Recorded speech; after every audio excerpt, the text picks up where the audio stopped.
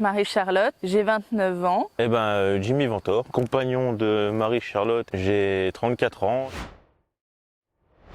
Donc ici sur la ferme, on élève tous nos animaux au maximum en plein air.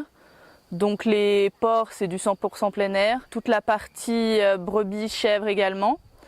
Pour les lapins, on fait la naissance donc en clapier, puis une partie sur du plein air, semi-plein air avec des accès extérieurs. Et la volaille, ce sera du 100% plein air aussi. Et dans l'idée, c'est avoir une agriculture, je vais appeler ça à l'ancienne, parce que je préfère produire moins, mais de meilleure qualité. On est originaire avec Jimmy de Saône-et-Loire. Dans mon parcours, j'ai beaucoup travaillé donc, dans différentes entreprises agricoles, donc principalement en chèvrerie, sur des postes de fromagerie. On est arrivé ici donc sur la ferme après plusieurs mois, années de recherche.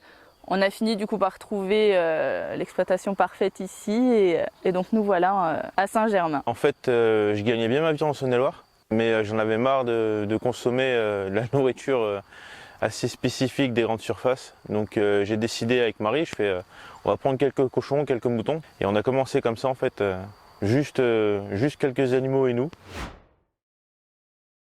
On a plusieurs races différentes. On a du Mangalitsa, donc c'est des espèces de gros cochons laineux. Visuellement, ça ressemble à un sanglier, mais c'est un cochon. On a du gascon, on a des culs noirs, on a du charcutier. Donc le charcutier, c'est des trucs classiques, toutes roses. Voilà.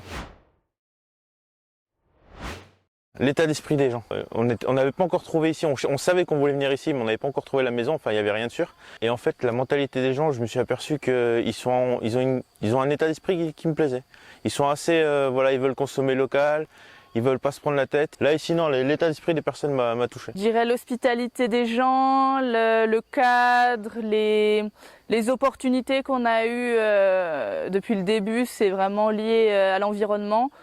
Et ça a été qu'une succession d'opportunités et de moyens pour mettre en place tous nos projets, donc que du positif pour nous. J'aimerais pouvoir continuer à me développer. Là, on a une dizaine de truies en forêt, j'en voudrais un peu plus. Je voudrais augmenter, doubler le cheptel de brebis, parce que là, on en a 50, je voudrais passer à 100. Et en fait, je voudrais proposer des agneaux tout au long de l'année. Donc on est sur cagette et en fait, je veux proposer régulièrement de l'agneau ou faire des petites choses atypiques. Faut voir les cochons en plein air. C'est se lever tous les matins, voir les cochons courir dehors. Les moutons, les voir gambader dans la prairie, voir les agneaux grandir à l'herbe, c'est une motivation à 100%. C'est juste que j'aime ce que je fais. Voilà, j'ai pas l'impression d'être au boulot. Tu te lèves le matin, tu sors, déjà tu as un joli cadre. Tu arrives, tu fais ton boulot, tu vas voir n'importe où, tu tombes sur des personnes avec qui tu peux échanger et discuter de ta passion, de ton métier. Et en vrai, tu es toujours bien accueilli. Alors on essaye d'organiser une fois par mois les visites, donc très souvent c'est le dimanche après-midi où les gens peuvent venir visiter la ferme et ils ont un aperçu en fait de ce qu'on fait, des conditions dans lesquelles les animaux vivent, on leur explique notre façon de travailler, les produits, comment est-ce qu'ils sont faits, qui les transforme et un peu tout le schéma de la naissance jusqu'à l'abattage et jusqu'à la vente finale pour le consommateur. Donc on fait aussi de la vente à la ferme. L'objectif, donc là cet été on va passer sur un système un petit peu intensif avec des ventes toutes les semaines. Et dans l'idéal, je pense qu'on aimerait garder le rythme de tous les samedis après-midi pour pouvoir faire la vente à la ferme. Et dans l'idée, ce que je veux, c'est accueillir les gens et leur montrer ma façon de travailler. Donc ensuite elle plaît pas. Mais voilà, je veux leur montrer les animaux, je veux leur expliquer qu'ils vont au magasin, ils achètent de la nourriture. Ils savent ce que c'est, ils ne savent pas forcément d'où ça vient. Ici, ils viennent, ils voient comment c'est produit, qui sont les éleveurs et qui est la bête, quoi. Alors après, c'est bizarre de voir une bête et de se dire dans 6 mois, je l'aurai dans mon assiette.